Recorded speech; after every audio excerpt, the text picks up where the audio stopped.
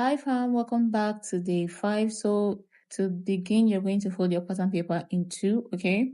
And then the first thing you're going to do is to mark your waist to your hip point. And after that, you're going to mark your waist to the desired length of the skirt.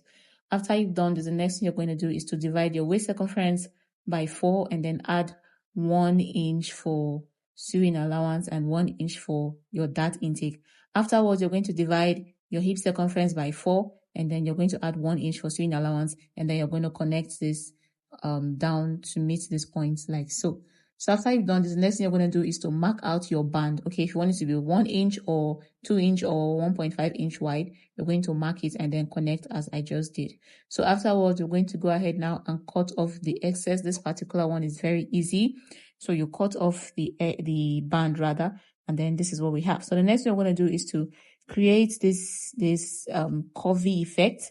Okay, as you can see how I've placed my curve rule, this is how you're going to place it.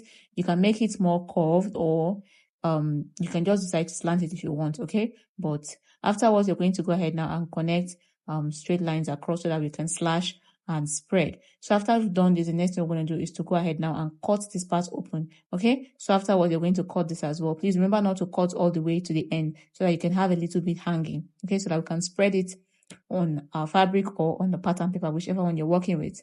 So after you've gotten it, you place it on your pattern paper or on your fabric, and then you're going to begin spreading, okay? You're going to spread it to the width that you desire, okay? Now, this is going to be dependent on the fabric that you have. That is how you're going to follow and then spread out this part, okay? So as you can see, we have done this, and you're going to use to hold this in place, okay, like this. Just hold it in place, or you can use your pin. If you're using your fabric, you use your pin to pin them down.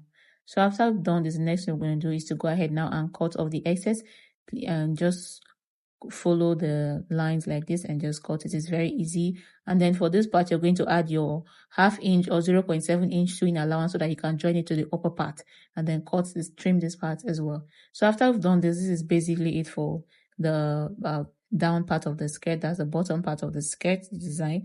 So it's very simple to achieve, as you can see. Okay, so if you're doing it on your fabric, you won't even have to do all that. So this is the band, and they're going to add your zipper to the side seam. Okay, as I've labeled out, that is where you're going to add your zipper, the side. You can be on the right or on the left.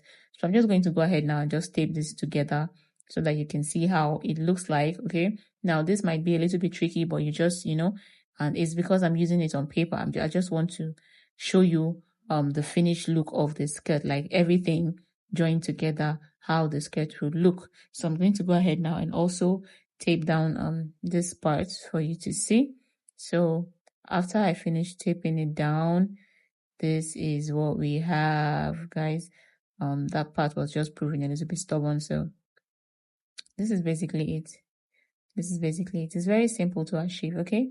It is very simple. If you're a beginner, this method is very, very simple to achieve. So this is the skirt for this pattern. Thank you so much for stopping by, and I'll see you on day 6.